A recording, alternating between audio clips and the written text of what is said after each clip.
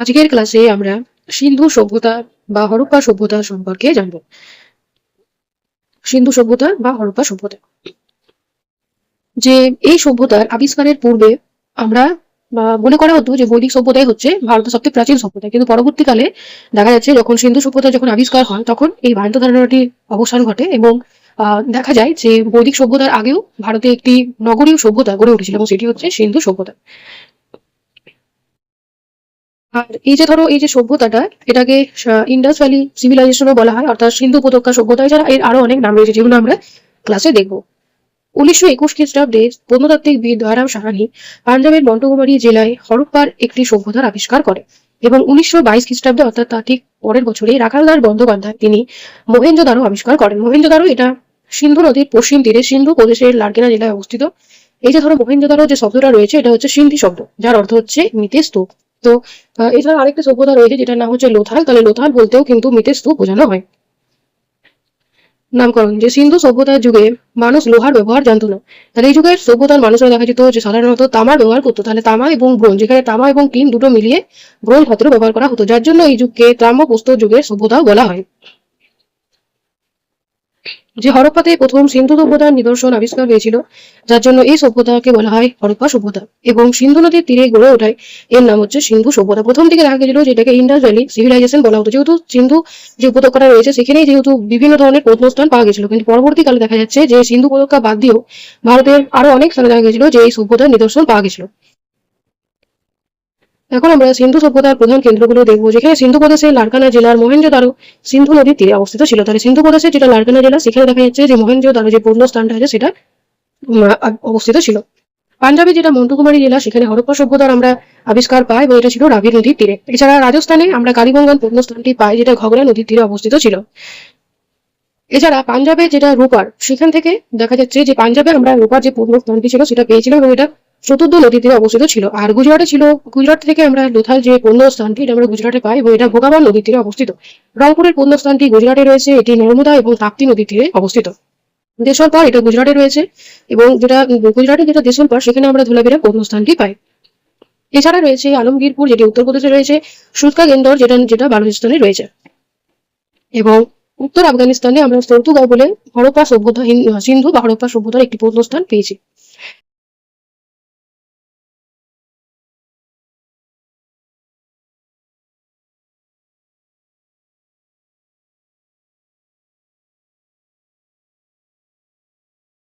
এখন আমরা সিন্ধু সভ্যতার চতুর্সীমা দেখব, যেখানে সিন্ধু সভ্যতা ধরো কোনো একটা সভ্যতা যদি ধরো এইভাবে ভাগ করা হয়, তাহলে এটা হচ্ছে উত্তর, এটা হচ্ছে দক্ষিণ, এটা হচ্ছে পূর্ব, আর এটা হচ্ছে পশ্চিম। তাহলে উত্তর দিকে ছিল মান্ডা, দক্ষিণ দিকে ছিল দাইমাবাদ, দক্ষিণ দিকে হচ্ছে দাইমাবাদ, এবং পূর্ব দিকে ছিল আলমগীরপুর যেটা রয়েছে উত্তর প্রদেশে, আর পশ্চিম দিকে রয়েছে সুৎকা গেঙ্গর যেটা বালুচিস্তানে রয়েছে। আফগানিস্তানের একটি সম্পূর্ণ বিচ্ছিন্ন কেন্দ্রের সন্ধান পাওয়া গেছে সর্তুগায়। তাহলে আফগানিস্তানে আমরা একটি প্রত্নস্থান পেয়েছি যেটার নাম হচ্ছে সর্তুগায়। এই যে হরপ্পা সভ্যতা, এটার বিভিন্ন নামে পরিচিত, যেমন এই সভ্যতা সিন্ধু ঘগ্গর হাগরা সভ্যতা নামেও পরিচিত। এছাড়া সিন্ধু সরস্বতী সভ্যতা নামেও এই সভ্যতা পরিচিত। হিন্দু সভ্যতার প্রথম আবিষ্কৃত স্থান হচ্ছে হরপ্পা, যার জন্য এই সভ্যতা হরপ্পা সভ্যতা নামে পরিচিত। 1921 খ্রিস্টাব্দে দয়ারাম সাহানি প্রথম এই সভ্যতার আবিষ্কার করে এবং এ সময় জন মার্শাল ছিলেন আর্কিওলজিক্যাল সার্ভে অফ ইন্ডিয়ার অধিকর্তা। প্রথমে দেখা গেছিল যে এই সভ্যতাটা আবিষ্কার বহু আগে থেকে শুরু হয়েছিল, যেখানে দেখা যাচ্ছে যে 1826 খ্রিস্টাব্দে ইংরেজ পর্যটক চার্লস মার্শাল তিনি দেখা গেছিল যে প্রথম এই অঞ্চলের একটি প্রাচীন সভ্যতার অস্তিত্বের ইঙ্গিত দেয়। পরবর্তী সময় অর্থাৎ এই সভ্যতাটা আবিষ্কার করতে অনেকটা সময় লেগে গেছিল। মূলত যখন দেখা গেল যে রেলপথের বিস্তার হলো, সেই সময় থেকে দেখা যাচ্ছে যে ধীরে ধীরে, মানে রেলপথ তো ধরে অনেকদিন পরে হলো, রেলপথের অনেক আগে চার্লস মার্শাল এই সভ্যতার সম্পর্কে আমরা চার্লস মার্শালের কথা থেকেই জানতে পারি।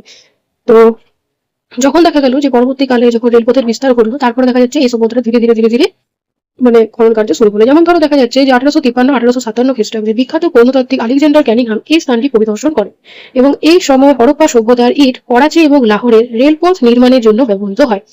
এবং এ সময় দেখা গেছিল যে একটা সিলমোহরও পেয়েছিল। তো সে সময় বলেছিল যে এটা হয়তো ব্রাহ্মী বা খরিষ্টি হয়তো লিপি, কিন্তু এটা ছিল না, এটা ছিল সিন্ধু লিপিতে, যেটা এখনো পর্যন্ত কিন্তু পাঠোদ্ধার করা সম্ভব হয়নি। Alexander Cunningham archaeological survey of ইন্ডিয়ার প্রথম অধিকর্তা ছিলেন। এখন আমরা এই সভ্যতার কালসীমা মানে কত থেকে কত সময় পর্যন্ত এই সভ্যতার বিকাশ দেখতে পাই। যেমন ধরো বৈদিক সভ্যতা আমরা দেখতে পাই 1500 থেকে 600 খ্রিস্টপূর্ব পর্যন্ত। তো তার ঠিক অনেক আগে দেখা গেছিল যে সিন্ধু বা হরপ্পা সভ্যতার বিস্তার লাভ করেছিল, যেমন 3200 খ্রিস্টপূর্ব থেকে 1300 খ্রিস্টপূর্ব পর্যন্ত এই সভ্যতার বিস্তার লক্ষ্য করা যায়। রেডিও কার্বন ডেটিং যেটা হচ্ছে 2300 থেকে 1750 খ্রিস্টাব্দের মধ্যে এই সভ্যতার অস্তিত্ব আমরা পাই। হরপ্পা সভ্যতার কয়েকটি ভাগ, একটাকে বলা আর্লি হরপ্পা, মানে কোনো একটা সভ্যতা গঠনটা অনেকটা এরকম টাইপের হয়। যখন মানে কোনো একটা সভ্যতা যে একেবারে যে নগর কেন্দ্রিক ছিল সেটা না। এই যে ধরো মেহেরগড় সভ্যতা ছিল গ্রাম কেন্দ্রিক, সেটারই একটা উন্নত পর্যায়ে আমরা দেখতে পেয়ে যাচ্ছি সিন্ধু সভ্যতায়। তাহলে প্রথমে দেখা যাচ্ছে যে এই সভ্যতাটা এইভাবে উত্থান করছে এইভাবে, তাহলে এটা হচ্ছে প্রাক হরপ্পা। তারপর দেখা যাচ্ছে এটা হচ্ছে পরিপূর্ণ, যেখানে দেখা যাচ্ছে একেবারে সমস্ত ধার দিয়ে উন্নত চরম পর্যায়ে, সেটা হচ্ছে পরিপূর্ণ হরপ্পা। তারপর দেখা যাচ্ছে এই সভ্যতার মধ্যে আস্তে আস্তে মানে ভাঙনে ভাঙে যাচ্ছে, যার উত্থান আছে তার পতন তো নিশ্চিত। তো তারপর দেখা যাচ্ছে সেটার উত্তরের যেটা হরপ্পা, সেখানে দেখা যাচ্ছে যে সভ্যতার আস্তে আস্তে হয়ে যাচ্ছে, পতনের ধারে চলে যাচ্ছে। অনেকটা মানুষের জীবনের মতো, যে একটা মানুষের একটা শিশু জন্ম হয়, আবার এক সময় সে পরিপূর্ণ হয়, একটা সময় সে অনেক শক্তিশালী থাকে সমস্ত ধার দিয়ে, কিন্তু তারপরে দেখা যাচ্ছে শরীরটা আস্তে আস্তে কাজ করে ছেড়ে যায়, এবং তারপর সে কি পতনের ধারে নেই। তাহলে অনেকটা সভ্যতা আর মানুষের জীবন অনেকটা একই রকমের। তো সিন্ধু সভ্যতাও ঠিক সেরকম, যে একেবারেই যে ম্যাচুয়ার ছিল সেরকম না। প্রথমে ছিল আর্লি হরপ্পা, যেটা হয়েছিল 3200 থেকে 2600 খ্রিস্টপূর্ব, যেটা হচ্ছে ম্যাচুয়ার হরপ্পা, সেটা হচ্ছে 2600 থেকে 1900 খ্রিস্টপূর্ব, আর একটা হচ্ছে লেটার হরপ্পা, যেটা হচ্ছে 1900 থেকে 1300 খ্রিস্টপূর্ব। তো এটা আমরা 2300 থেকে 1750 খ্রিস্টপূর্ব সময়কালটাকে আমরা সিন্ধু সভ্যতা বা হরপ্পা সভ্যতা যেটা আমরা দেখতে পাই। আর রেডিও কার্বন পদ্ধতি, এটার মাধ্যমে আমরা বুঝতে পেরেছি যে কোন সভ্যতাটা কতটা প্রাচীন। এগুলো হচ্ছে একটা পদ্ধতি, রেডিও কার্বন পদ্ধতি ইত্যাদি। এবার দেখবো যে নগরকেন্দ্রিক সভ্যতা। পাকিস্তানের বেলুচিস্তানে মেহেরগড়ের গ্রামীণ সংস্কৃতির উপর ভিত্তি করে গড়ে উঠেছিল হরপ্পার নগরকেন্দ্রিক সভ্যতা। ভারতীয় উপমহাদেশের নগরায়নে যে সূত্রপাত মেহেরগড় হয়েছিল তার পরিপূর্ণ লাভ করেছিল হরপ্পা সভ্যতার যুগে। এল ব্যাসাম তিনি হরপ্পা সংস্কৃতির রক্ষণশীল চরিত্রের প্রতি আমাদের দৃষ্টি আকর্ষণ করেছেন। তিনি বলেছেন যে মহেঞ্জোদারো বাড়ি তৈরির 9টি স্তর পাওয়া গেছে। যেহেতু একেবারে নিচের স্তরের সঙ্গে সিন্ধু নদের বন্যার ঘনিষ্ঠ সংযোগ ছিল, সেহেতু বারে বারে বাড়ি তৈরির প্রয়োজনীয়তা দেখা যায়। আর এই বাড়িগুলি নির্মিত হতো পুরনো জায়গাতে, পুরনো ধাঁচে। মানে বারবার দেখা যেত যে ধরো সিন্ধু নদের বন্যার ফলে কি হচ্ছে যে বারবার দেখা যাচ্ছে যে মহেঞ্জোদারোর যেগুলো বাড়ি ছিল সেগুলো ডুবে যেত। এবার যখন দেখা যেত জলটা আবার যখন চলে যেত স্বাভাবিক হয়ে যেত, তখন দেখা যেত সেই জায়গাতে আবার দেখা যেত যে বাড়ি নির্মাণ করা হয়েছে। তো এইভাবে আমরা 9টা স্তর দেখতে পেয়েছি, অর্থাৎ একবার গড়েছে, ভেঙেছে, আবার গড়েছে, ভেঙেছে, এভাবে 9টা স্তর আমরা লক্ষ্য করতে পাই। এখন আমরা সিন্ধু সভ্যতার শ্রেণী বিভাজন সম্পর্কে দেখবো। তৎকালীন সমাজে শ্রেণী বিভাজন ছিল প্রখর, যেমন মহেঞ্জোদারো এবং হরপ্পায় সমান্তরালভাবে প্রায় সম আয়তনের 2 কমরা বিশিষ্ট কুড়িঘরের সন্ধান পাওয়া গেছে। পরিকল্পিত বসত বাড়ি ও স্নানাগার বসত বাড়িগুলি পরিকল্পনা মাফিক তৈরি করেছিল। হরপ্পা এবং মহেঞ্জোদারো উভয় নগরে প্রায় প্রত্যেক বাড়িতে একটি বর্গাকৃতি উঠান এবং বেশ কিছু কমরা বিশিষ্ট ঘর ও রান্নাঘর থাকতো। বাড়িগুলিতে কোনো জানলা থাকতো না, তাহলে কোনো জানলার ব্যবস্থা ছিল না। অবশ্যই বায়ু চলাচলের জন্য উপর দিকে পাথরের ঝাঁঝরি লাগানো থাকতো, এবং বাড়িতে প্রবেশ করা হতো সাধারণত এক পাশে একটি দরজা দিয়ে, মানে যেটা হচ্ছে মুখ্য, যেটা মেন রাস্তা, মেন রোড, যেটা সেখানে কিন্তু মানে বাড়িগুলোর দরজাটা থাকতো না। যেটা হচ্ছে ধরো একটা থেকে ধরো মেন রাস্তা থাকে, তো সেখানে কোনোদিনই ছিল না। লুথান একটা এমন প্রত্নস্থান যেখানে দেখা গেছে যে মেন রোডের পাশে দেখা গেছে যে বাড়িগুলোর দরজাটা থাকতো, কিন্তু বাকি যতগুলো প্রত্নস্থান দেখা গেছে সেখানে দেখা গেছে যে বাড়িগুলো যেটা দরজা সেটা থাকতো অপোজিট ডাইরেকশনে, অর্থাৎ মেন রোডটা ঠিক বিপরীত দিকে থাকতো দরজাগুলো। প্রত্যেক বাড়িতে অন্তত একটি করে স্নানাগার রয়েছে। এখন আমরা মহেঞ্জোদারো থেকে একটি আমরা স্নানাগার পেয়েছি, সেটা সম্পর্কে জানবো। মহেঞ্জোদারো দুর্গ অঞ্চল, মানে সিন্ধু সভ্যতায় যতগুলো আমরা প্রত্নস্থান পেয়েছি সেখানে আমরা দেখা গেছে যে অঞ্চলটা দুই ভাগে ভাগ ছিল, একটা পশ্চিম, একটা পূর্ব। পশ্চিম দিকটা আয়তনটা ছিল কম, কিন্তু সেটা ছিল উঁচু, সেখানে শাসক বর্গ থাকতো। আর একটা ছিল পূর্ব দিক, সেখানটার বিস্তারটা অনেকটা ছিল, কিন্তু সেখানে সাধারণ মানুষ বসবাস করতো। তো মহেঞ্জোদারো যেটা দুর্গ অঞ্চল, অর্থাৎ পশ্চিম দিকে যে অঞ্চলটা ছিল সিটাডেল, সেখানে একটি বৃহৎ স্নানাগার পাওয়া গেছে। এটি লম্বা ছিল 180 ফুট এবং চওড়াই ছিল 108 ফুট। এর কেন্দ্রস্থলে জলাশয়টি, যে দৈর্ঘ্য 39 ফুট এবং প্রস্থ হচ্ছে 23 ফুট এবং উচ্চতা হচ্ছে 8 ফুট। এই জলাশয়টি নামার জন্য সিঁড়ি ছিল, এবং পাশে ছিল পোশাক বদলানোর ঘর। পাশের একটি কূপ থেকে দেখা যেত যে স্নানাগারে জল আসতো এবং জল বেরিয়ে যাওয়ার নালা ছিল। সম্ভবত ধর্মীয় অনুষ্ঠানে সাধারণের স্নানের জন্য এই বৃহৎ স্নানাগারটি নির্মাণ করা হয়েছিল। এখন আমরা নগর পরিকল্পনা সম্পর্কে জানবো। মানে সিন্ধু সভ্যতা এরকম ভাবে যদি একটা জায়গা ধরো এইভাবে ভাগটা থাকতো, একটা থাকতো পূর্ব দিক আর একটা থাকতো পশ্চিম দিক। তো এই জায়গাটা দেখা যেত যে ঘেরাও করে থাকতো প্রাচীর দিয়ে, আর এখানে এই জায়গাটা একটু ছোট থাকতো এই জায়গাটার তুলনায়। এখানে সাধারণ মানুষ বসবাস করতো, এখানে শাসক বর্গরা বসবাস করতো। তো বিভিন্ন ধরনের এটাকে সিটাডেল বলা হতো এটাকে। যে শহরগুলো তো দুই ভাগে ভাগ হতো, একটা ছিল উচ্চ অঞ্চল, একটা ছিল নিম্ন অঞ্চল। শহরের পশ্চিম ভাগে উচ্চ মঞ্চের উপর তৈরি দুর্গ বা উচ্চ শ্রেণীর লোকেদের বাসস্থানতা, যেটা হচ্ছে আপার টাউন, সেটা এটাকে আপার টাউন বলা হয়। মানে এখানে আপার পার্ট লিখেছি, তো এটা আপার টাউনে বলা হতো। আর একটা হচ্ছে লোয়ার টাউন। লোয়ার টাউন এটা সাধারণ জন্য বাসস্থান ছিল। এই নগর অঞ্চলটা সিটাডেল, মানে যেটা হচ্ছে আপার টাউন, সেখানে প্রাচীর দ্বারা পৃথিবীত্ব ছিল। মানে এরকম ধরো জায়গাটা এরকম একটা জায়গা, আর প্রাচীর দিয়ে দুটোর মধ্যে বিভাজনটা দেখা যায়। এরপরে দেখবো যে মূল রাস্তাগুলি উত্তর থেকে দক্ষিণ থেকে বিস্তৃত ছিল এবং মূল রাস্তার সঙ্গে সমকোণে অবস্থান করত। এখানে আমরা দুই ধরনের ইটের কথা জানতে পারি। একটা হচ্ছে পোড়ামাটি ইট ব্যবহার হতো সমকালীন পৃথিবীতে, যা কোথাও দেখা যায় না। আর একটা হচ্ছে শুধুমাত্র লোথাল এবং কালিবঙ্গানে বাসগৃহ নির্মাণের জন্য রোদে শুকনো ইটের ব্যবহার দেখা যায়। আর ইটগুলির আয়তন ছিল 4:2:1, তাহলে 4:2:1। এছাড়া এল আকৃতি, মানে এল আকৃতির আমরা ইট এবং কুঠার আকৃতির ইটও পাওয়া গেছে। মানে ইটের আকৃতিটাও একটা এরকম টাইপের হতো, এরকম ভাবে হতো।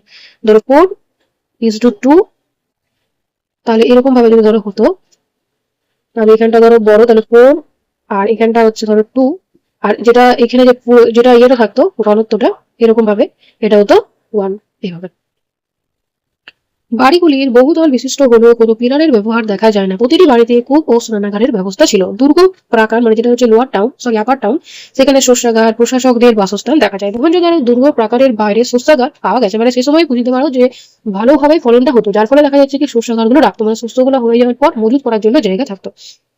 পাকা নর্দমার উপস্থিতি এই সময় দেখা যায়। প্রতিটি বাড়ির থেকে নোংরা জল এসে মূল রাস্তার ধারে পাকা নর্দমায় পড়তো এবং নর্দমাগুলি ঢাকা ছিল। মেন হোল অর্থাৎ সোপ পিটের ব্যবস্থা ছিল। প্রত্যেক বাড়ির সামনে বাঁধানো ডাস্টবিন ছিল, মানে এখনকার যে ব্যবস্থা সেটাকেও হার মানিয়ে দেয় এই হরপ্পা বাসীরা। নর্দমাগুলি মূলত মটার, চুন, জিপসাম দ্বারা নির্মিত ছিল এবং পোড়া মাটির স্ল্যাব দ্বারা ঢাকা থাকতো। কূপগুলি ছিল ডিম্বাকার এবং দেওয়াল ইট দ্বারা নির্মিত ছিল। কালীবাগানে বাড়ির মেঝে নির্মাণের জন্য সুদৃশ্য ইট ব্যবহার দেখা যায় এবং নগরগুলির প্রবেশদ্বার থাকতো উত্তর দিকে, মানে নগরটা প্রবেশ করা যেত কোন উত্তর দিক দিয়ে প্রবেশ করা যেত। এখন আমরা সামাজিক এবং ধর্মীয় জীবন সম্পর্কে জানবো। যে সমাজ, হরপ্পা সভ্যতার অন্যতম উল্লেখযোগ্য বৈশিষ্ট্য কাজের উপর ভিত্তি করে এখানে শ্রেণীবিভাগটা আমরা দেখতে পাই। এখানে জাতিভেদ কথার অস্তিত্ব পাওয়া যায় না। সমাজে মূলত শাসক সম্প্রদায়, ব্যবসায়ী, শ্রমিক, কারিগর এই 4টি শ্রেণীতে বিভক্ত ছিল। সুতির বস্ত্র এবং পশমের পোশাক, এই দুটো ব্যবহার আমরা এখানে দেখতে পেয়েছি। দু খণ্ডে দেখা যেত পোশাক দ্বারা শরীর আচ্ছাদিত হতো। উপরের অংশকে বলা হতো নিবি এবং নিম্নাঙ্গে যে বস্ত্র সেটাকে আমরা পরিধান নামে পরিচিত। নারী পুরুষ উভয় বিভিন্ন অলংকার ব্যবহার করতো এবং সুন্দরভাবে চুল বাঁধতে এবং রূপচর্চায় পারদর্শী ছিল এবং এই সভ্যতা ছিল মাতৃতান্ত্রিক। প্রাচীন ভারতে দেখা গেছিল যে হরপ্পা সভ্যতা ছিল মাতৃতান্ত্রিক। এছাড়া দেখা যাচ্ছে যে সাতবাহনদের সময় দেখবে শাসকরা নিজের নামের আগে মায়ের নামটা ব্যবহার করতো, অর্থাৎ সেখানে মাদের যেটা প্রাধান্যতা এটা আমরা এখান থেকে বুঝতে পারি। কিন্তু বৈদিক সভ্যতা ছিল এমন সভ্যতা যেটা ছিল পিতৃতান্ত্রিক, মানে যেখানে পুরুষরাই হচ্ছে প্রধান, সেই ধরনের আমরা ব্যবস্থা দেখতে পাই।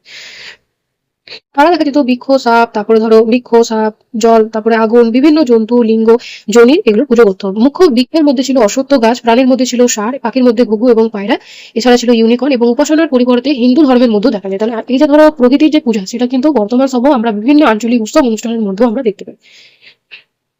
সিন্ধুবাসীদের মধ্যে বৃক্ষ, আগুন, জল, সাপ, বিভিন্ন জীবজন্তু, লিঙ্গ, জনির পুজো দেখা যায়। পূজা যেটা সূর্য উপাসনা সেটাও দেখতে পাই।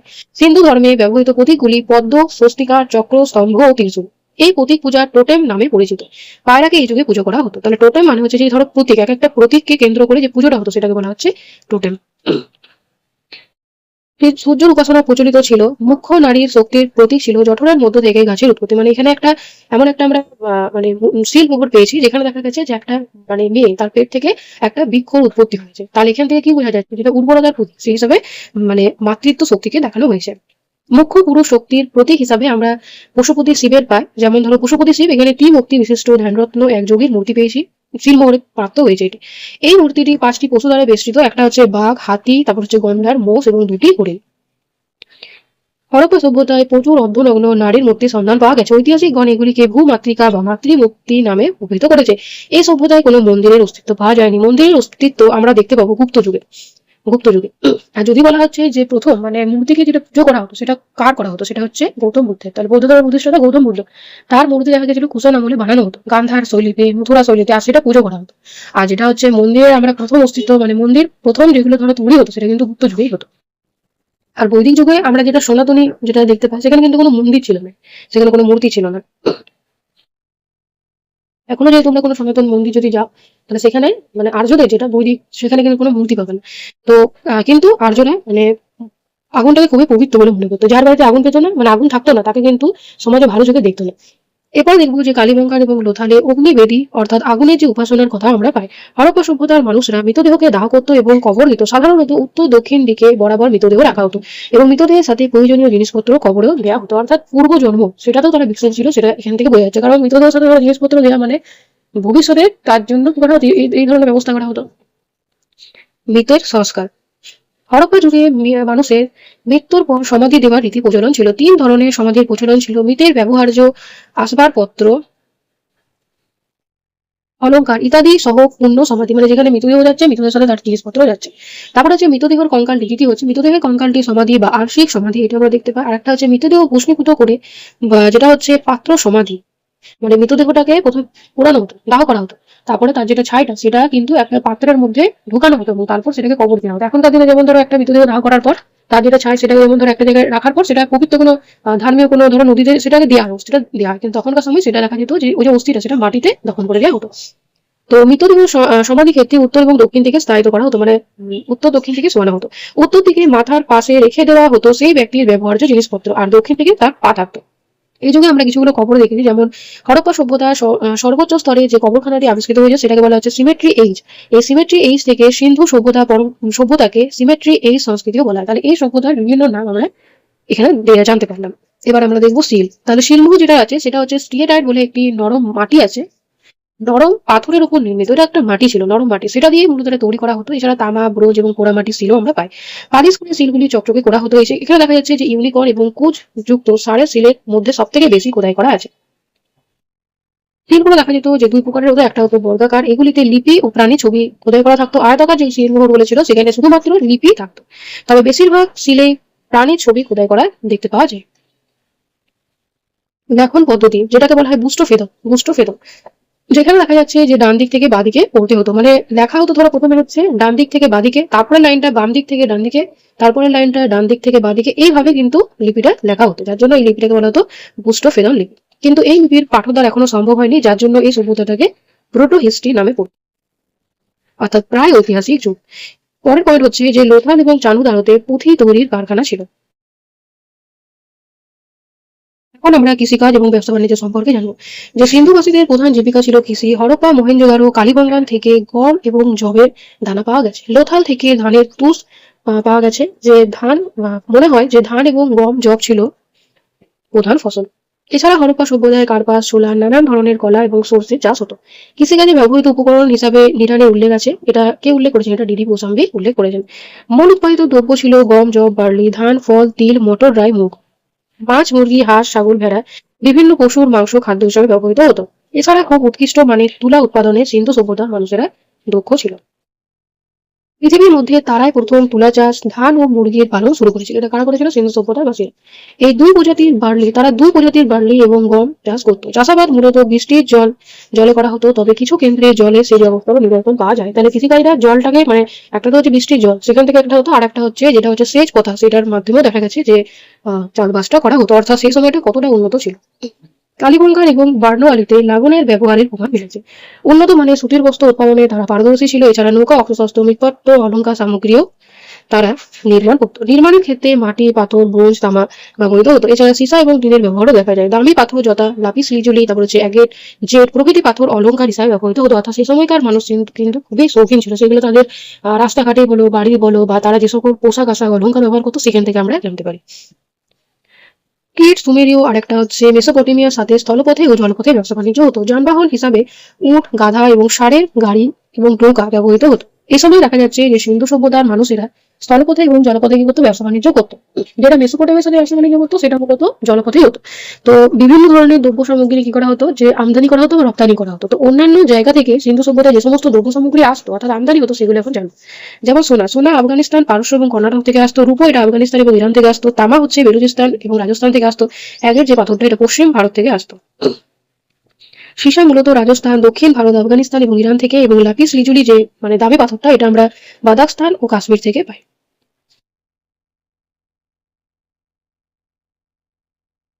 অ্যামেথিস পাথরটি আমরা মহারাষ্ট্র থেকে পাই। এছাড়া জেড পাথর, এটা আসতো মধ্য এশিয়া থেকে। শঙ্খ, এটা কাথিয়াবার থেকে আসতো, অর্থাৎ গুজরাটের কাথিয়াবার থেকে আসতো।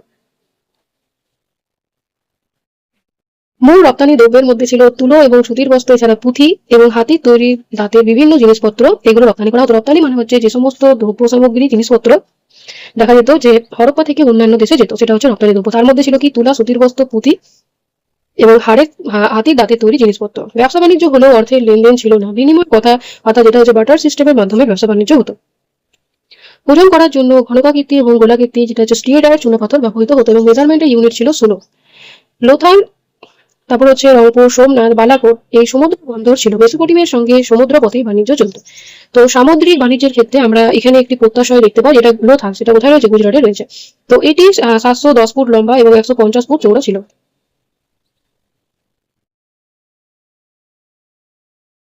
এবং একটি বৃহৎ প্রত্যাশায় আমরা এখানে দেখতে পাই, যেখানে দেখা যাচ্ছে যে রোদে শুকনো ইট দিয়ে এটি তৈরি করা হতো। সম্ভবত এটাই ছিল জগতের সবচেয়ে প্রাচীনতম প্রত্যাশয়। তাহলে লোথাল যেটা গুজরাটে রয়েছে, এখান থেকে আমরা একটি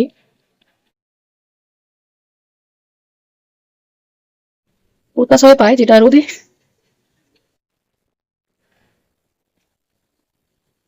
শুকনো ইট দিয়ে এটি তৈরি হয়েছিল।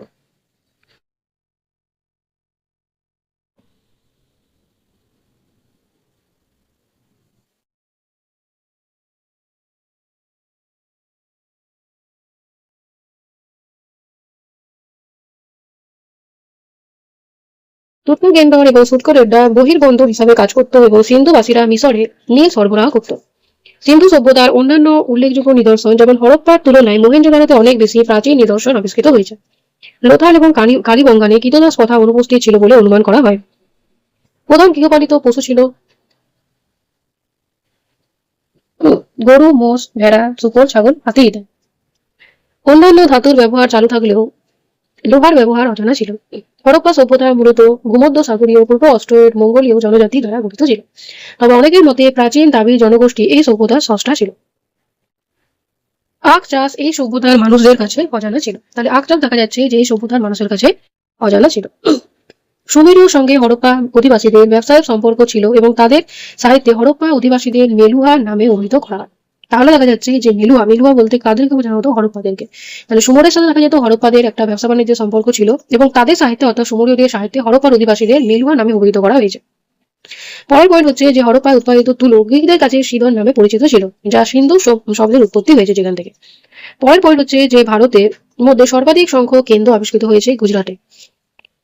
মহেঞ্জোদারো এবং কালীবঙ্গানে মেসোপটেমিয়া যেটা হচ্ছে বেলনাকার সিল সেটা পাওয়া গেছে। মহেঞ্জোদারোর কেন্দ্রটি সিন্ধু নদীর বন্যার থেকে রক্ষা করার জন্য ইউনেস্কো অর্থ সাহায্য করেছেন। হরপ্পায় প্রাপ্ত বেশিরভাগ পুঁতি ছিল টেরাকোটা নির্মিত। মানে এগুলো হচ্ছে একটা ছোট ছোট পয়েন্ট। সিলে আমরা স্টার, ইউনিকর্ন, মাছ, তারপরে হচ্ছে জাহাজের ছবি পাওয়া গেছে। গাভীর ছবি পাওয়া যায়নি। মহেঞ্জোদারো এবং লোথালে অস্টার এর খোলস নির্মিত একটি যন্ত্র পাওয়া গেছে, যা সার্ভের কাজে ব্যবহৃত হতো, অর্থাৎ ধরো খাবার পরিবেশনের কাজে ব্যবহৃত হতো। টেরাকোটায় নির্মিত বেশিরভাগ মূর্তি ছিল নারীর মূর্তি। এরপরে দেখবো যে জানুদারোতে ধর্মীয় কারণে দেখা যেত নরবলির অস্তিত্ব আছে। হাতির দাঁতের তুলা যন্ত্র পাওয়া গেছে লোথালে। সিন্ধু সভ্যতায় আবিষ্কৃত উটের হাড়, দুই কুচ বিশিষ্ট উটে, যেটা হচ্ছে ব্যাকটেরিয়া উটে, দুই ধরনের উট আমরা সিন্ধু সভ্যতায় দেখতে পাই। কিন্তু এই সভ্যতার মানুষেরা ঘোড়ার কোনো ব্যবহার মানে করতো না, ঘোড়ার কোনো প্রমাণ পাওয়া যায়নি। একটি পাওয়া গেছিল যে একটি হাড়, মনে করা হয়েছিল যে সেটা ঘোড়া, কিন্তু পরবর্তীকালে যখন সেটা ভালোভাবে গবেষণা করা হলো তখন দেখা গেল যে না, এটা হাড়, এটা ঘোড়ার কোনো হাড় নয়, এটা অন্য কোনো প্রাণীর হাড়। বর্গাকার এবং আয়তাকার তামার সিলগুলি মূলত মন্ত্রপুত রক্ষা কবচ হিসেবে ব্যবহৃত হতো, যা তাদের বিভিন্ন কালো জাদুর হাত থেকে রক্ষা করত। এর তৈরির ক্ষেত্রে পলি মাটি ব্যবহার করা হতো। রূপো ব্যবহারের যেটা নিদর্শন প্রথম পাওয়া যায় হরপ্পা সভ্যতাতে, মানে এরা রূপো ব্যবহার করতো। এখন আমরা সিন্ধু সভ্যতার কতগুলো উল্লেখযোগ্য স্থান সম্পর্কে জানবো, অর্থাৎ একটা স্থান এবং সেখান থেকে আমরা কি কি পেয়েছি সেগুলো নিয়ে দেখবো। প্রথম হচ্ছে যে হরপ্পা সভ্যতা। তাহলে হরপ্পা সভ্যতা, এখানে আমরা তাম্র নির্মিত আয়না পেয়েছি, মানে তামার তৈরি আয়না, খেলনার রথ, তামার নির্মিত, এখানে আমরা রথ দেখতে পেয়েছি। সভ্যতাটি 6টি স্তরে আবিষ্কৃত হয়েছে। তাহলে 6টা স্তর আমরা এই সভ্যতা দেখতে পাই। এছাড়া হরপ্পাতে আমরা 6টি সারিবদ্ধ শস্যাগার দেখা যায় এবং এগুলি দুর্গের বাইরেও শস্যাগার পাওয়া গেছে, মানে এইভাবে ভাগ করা আছে এইভাবে। এবার তার মধ্যে 1, 2, 3, 4, 5, তাহলে 6টা, 1, 2, 3, 4, 5 এভাবে সারিবদ্ধভাবে শস্যাগার দেখতে পাওয়া গেছে। এখন আমরা মহেঞ্জোদারো সম্পর্কে জানবো। মহেঞ্জোদারো এটার মানে হচ্ছে মৃত স্তূপ, লোথাল মানে হচ্ছে মৃত স্তূপ। এখানে আমরা একটি বৃহৎ স্নানাগার পেয়েছি, যেটা ধর্মীয় কারণে এটি ব্যবহৃত হতো। বৃহৎ শস্যাগার পাওয়া গেছে। ব্রোঞ্জ নির্মিত যেটা ডান্সিং গার্ল সেটা আমরা পেয়েছি। দাড়ি সম্বলিত যোগী পুরুষের মূর্তি পাওয়া গেছে। এছাড়া শিলে মাত্র মূর্তি ছবি দেখতে পাওয়া গেছে। তাতে বোনা বস্ত্রের খণ্ডের সন্ধান মিলেছে। তারপরে বিখ্যাত সারের ছাপযুক্ত যেটা সিল, প্রশাসনিক ভবনের অস্তিত্ব পাওয়া গেছে এবং সভ্যতায় 9টি স্তরের আবিষ্কার হয়েছে। তাহলে দেখো হরপ্পা সভ্যতা থেকে মহেঞ্জোদারোতে আমরা অনেক কিছু মানে বস্তু আমরা পেয়েছি। এবার আছে কালীবঙ্গন, এটার মানে হচ্ছে কালো চুড়ি, এটার মানে হচ্ছে কালো রঙের চুড়ি যেটা। তো এখানে আমরা কর্ষিত জমি এবং ধানের তুষের অস্তিত্ব দেখতে পাই, কাঠের লাগুনের ব্যবহার দেখতে পাই এবং 7টি বেদি দেখতে পেয়ে গেছি এবং এখানে দেখা গেছে যে এর অস্তিত্ব এবং কাঠের তৈরি পয়পনারের ব্যবস্থা এটা আমরা পাই। তারপরে উটের হাড়ের খোঁজ পাওয়া গেছে। লোয়ার টাউন প্রাচীর বিশিষ্ট ছিল, মানে এরকম ভাবে টাউনটা এইভাবে ছিল, তার মধ্যে এইটা তো প্রাচীর থাকতো, কিন্তু মহেঞ্জোদারোতে এইটাও কিন্তু প্রাচীর দিয়ে ঘেরা ছিল। তাহলে এটা এরকম ভাবে প্রাচীর দিয়ে ঘেরা ছিল লোয়ার টাউনটা। এবার আমরা লোথাল প্রত্নস্থলটি দেখবো। লোথাল, এখানে আমরা চালের তুষ পেয়েছি, যেখানে ধানের চাষের অস্তিত্ব পাওয়া যায়। কৃত্রিম প্রত্যাশায় মানে বিশ্বের প্রাচীনতম বন্দর। তারপর হচ্ছে লোথাল শহরটি 6টি মূল মঞ্চের উপর স্থাপিত ছিল, প্রতিটি অংশ প্রাচীর দ্বারা ঘেরা ছিল। এছাড়া জাহাজের সাবযুক্ত সিল আমরা দেখতে পাই। বিশ্বের মধ্যে প্রথম সমুদ্রের ওপর বাঁধ দেওয়ার প্রয়াস দেখতে পাই। পুঁতি তৈরির কারখানা, এছাড়া কালো এবং লাল মৃৎপাত্র, যার গায়ে পঞ্চতন্ত্রের কাহিনী, ধূর্ত শিয়াল এবং তৃষ্ণার্ত কাকের গল্প উৎকীর্ণ আছে। এছাড়া আমরা ইরানীয় সিল এবং টেরাকোটা নির্মিত ঘোড়া পাওয়া গেছে। তাহলে টেরাকোটা নির্মিত ঘোড়া এটা কিন্তু পাওয়া গেছে। তো পরীক্ষার সময় দিকে আসে যে কোনো একটা ধরো বলে দিল যে ডান্সিং গার্ল, এটা কোথা থেকে পাবে, এই অপশন গুলো দেওয়া থাকে। তাহলে এরকম ভাবে কি হয়, পরীক্ষায় বিভিন্ন ধরনের প্রশ্ন আসে। চানুদারো 3টি সভ্যতার অস্তিত্ব পাওয়া গেছে। একটা হচ্ছে হরপ্পা সভ্যতা, একটা হচ্ছে ঝুঁকো সংস্কৃতি, আর একটা ছিল জাঙ্গা সংস্কৃতি, যেটার বানানটা এখানটা ভুল লেখা আছে। এটা হবে জাঙ্গা সংস্কৃতি।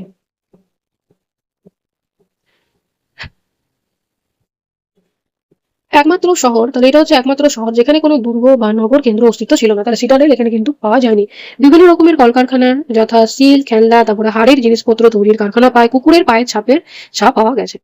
এবার আমরা দেখবো কর্তিজি এটা হচ্ছে প্রাক হরপ্পা সভ্যতা। এখানে পাথরের তৈরি বাড়িঘরের অস্তিত্ব পায় এবং ব্রোঞ্জ নির্মিত ষাঁড়ের মূর্তি পাওয়া গেছে। পরেরটা হচ্ছে রোপার এখানে প্রাক হরপ্পা এবং হরপ্পা সভ্যতার অস্তিত্ব দেখা যায়। পাথর দ্বারা বাড়িগুলি নির্মিত ছিল, যা হরপ্পা সভ্যতায় দেখা যায় না। মানুষের কবরের মধ্যে কুকুরের অস্তিত্ব রয়েছে, যা হরপ্পা সভ্যতায় দেখা যায় না। এই বৈশিষ্ট্য প্রধানত নবপ্রস্তর যুগে কাশ্মীর, বুরজামে দেখা যায়।